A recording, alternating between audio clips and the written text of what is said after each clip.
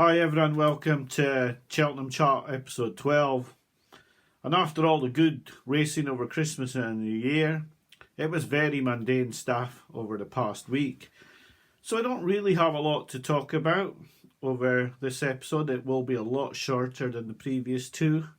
And perhaps it's something we can look at as to what I can put in the next few episodes with a view to looking forward, because there won't be too many horses to give my view on. We had one comment last week I want to talk about before even starting the horses this week, and that was from James Morton, and it was about Honeysuckle. And I wasn't really trying to say that Honeysuckle wasn't a good bet last week. I just meant that Henry de Bromhead was in poor form, and I felt that the form of the Heart's Grace that she won wasn't as good as people had thought, because a lot of the runners in it had run poorly next time out, such as Abacadabra, Sire de Barley, Ronald Pamp twice had been beaten. And although Stormy Ireland had won, I think the race, if you looked at it on paper, looked good. But when you look at their performances since the race, it maybe wasn't as good as what we all thought. And that was all I meant. And of course Honeysuckle's got a great chance, but I do feel that if Henry's form doesn't improve soon, then all the de Bromhead horses are going to be very vulnerable. And hopefully he's going to peak in March, because that's when we want him to peak, especially for Tell Me Something Girl. We want him to peak then. We don't want him to peak, at Christmas or New Year. He, as well as us, will want to peak in March at the Cheltenham Festival, and hopefully that's where he will peak.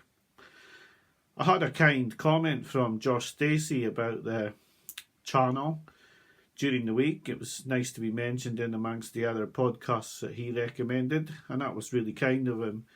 I just do the videos like I've always said. If I've got new viewers, I did these videos at the start for golf caddies that I work with, and lads that I go to football with. And just make no mistake about it, you're not looking at someone who's writing blogs for bookmaker sites, not working for national newspapers, etc. I carry golf bags, and then I watch the racing and I make my own view. I've put up videos that I've made a profit. I've been lucky to make a profit probably the last 2 years, while making very good profits in the first 2 years. It's been a scrape profit in the last two seasons. Last season put poor bets off, and I'm going to discuss that a little bit further at the end of the video today. And I will recommend some of the videos that I watched that weren't mentioned by Joss just quickly as well. Getting on to the horses who ran this week. Classic Getaway, I felt was disappointing in his hurdles reappearance. Others have said that the run behind Koshbach was okay. I feel Koshbach's a 2 mile chaser, not a 2.5 miler. So in receipt of £7, I expected Classic Getaway to win the race. He's been beaten 6 lengths. Perhaps he wasn't fit, and Willie does put these horses out sometimes a little bit undercooked, and if he's got more to give, then he could turn into a Bartlett horse. But for me, I felt this was a bit underwhelming for his first round of the season. Constitution Hill will be the main talking point of the week. The performance visually was sensational. It was just as visually impressive as his first performance. I do feel that with it being at Sundown, with it being in the Tolworth, and having no big Irish runners in it, that it may be a little overestimated. 7-4 Skinny for him. He has got a big rival even in his own yard in John Bon. There is a possibility that he could be put up and tripped to avoid a clash with John Bon. And with all those things in place, plus we don't know how he's going to fare against the likes of Sir Gerhard, Dysart, Dynamo from Malins, Three Strike Life and Mighty Potter from Gordon Elliott. I think I'm happy to stay out, although I was mesmerised as well by the performance. I'm not a big fan of Sundown form, and I don't like the Tolworth. So yeah, 7-4 Skinny enough for me. The final performance, I suppose I was only watching the race because of Appy and the Auntie putting the horse up, and wanting to get the 20-1 in the bag. They were very, very keen on this Britska who ran today. And he disappointed everybody. And I know a very, very shrewd judge who was also very keen on the horse. So they weren't the only ones. And he was deeply disappointing today. I wonder if it was just a race too quick after running just after Christmas. It could have been not. He was very flat. He never looked like winning. White Pepper was a good winner of the race. Faye was second for Willie Mallins. I wonder if maybe when I watch the race again I might see one in behind who looks like possibly the Boodles type of horse. I wouldn't give up on Britska, but out to 33-1 you can't get some quite good value on the horse if you do feel this wasn't his running. But it was a disappointing performance, and I'm sure Mr. Lynch and Jennings are not too impressed with their bet at the moment. I do feel he's capable of a lot better than this. I'm not sure this was his true running. So like I said, Josh was very kind about my videos. He included it with Cheltenham, SM Media's, also the Finishing Line, and Racing Willow or the Jump Show, which is pushing my video into sort of company I don't really feel that comfortable in. I'm just a golf caddy, like I say, I carry golf clubs, and I'm not in that sort of league as far as I'm concerned. And I feel there's lots of good content out there for anybody who wants to watch. So for any new viewers that are actually wanting to watch sort of other Cheltenham content, I can recommend that. I think the Bar Stewards Inquiry will put up good Cheltenham content. They have Catherine Fry on their show. She's got great knowledge.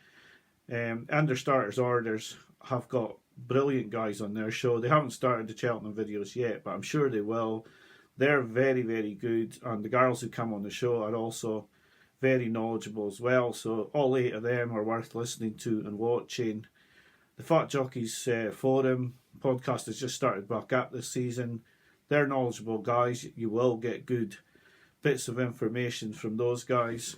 And one of the smaller ones is Sean O, who I've been watching this season quite regularly. He's just started up doing the Cheltenham videos, uses the scattergun approach to the betting. You know, he'll have 2 or 3 in a race, but at good odds. That's the way I used to do it when I had accounts that I could do it like that. Simply can't do it anymore because I just don't have the accounts. It's very difficult to get one bet on, never mind, you know, a scattergun a race. So, like I say, those are just some of the videos you could watch if you want. The videos are time consuming. I have a lot of time for anybody that does them. They take a lot of time to get right, then you've got to upload them. And I have heard a lot of cases of the guys being abused after by certain individuals after. I mean, it's not your mainstream subscribers, it is certain individuals, but some of the abuse has been quite shocking, and I've been very lucky not to receive very much of it. So I've not really been on the receiving end, but some of what I've heard has been quite disgusting, really. And you know, for people to go to the lengths that they have gone to, it's quite mind-blowing, really. So yeah, when you think of us making these videos, you just see the output, but it takes quite a bit of time, and I feel very sorry for those guys when I saw those posts today about, you know, the abuse they'd put up with. I backed one horse for Cheltenham this week. It was speculative, very speculative. It's a horse I've talked about a few times, and I do wonder if it's just me putting 2 and 2 together, getting 6, because Echoes in Rain, they've talked about it as a champion hurdler. Now, I've always thought that talk was a wee bit pie in the sky, especially from the people it came from, and I always wondered if they were talking the horse up for a reason. And I'm wondering if Echoes in Rain is going to go for the county hurdle. So I had a speculative bet on her at 16-1. It's only available one firm, so I went win only. I don't know she's going there. I just thought I would have a bit of a punt at her because I thought she was a good price. I mean, if she did go here, she'd be about a 5 shot, I would say. She'll probably settle on a big field better. And, you know, if she got that big field settled in, she's got a turn of foot. She's won a Grade 1, she's won a Grade 2, and I think off that sort of mark, even with, you know, a £5 hike for UK race, 148, she'd be a bit of a steal.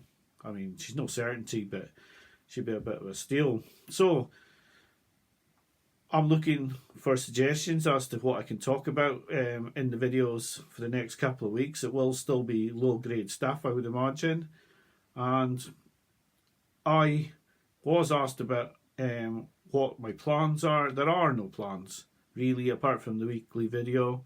I don't foresee me doing videos with anyone else at the moment. I mean, that could change, you know, tomorrow morning, but at the moment I don't see me doing any more videos. I see Gary's back doing these videos now, and his content obviously is good to watch. I made videos all last season with Gary, and we got on really well. So obviously you could watch his videos as well. But I don't have any plans to do videos with anyone else. It looks like it will just be my videos on my own.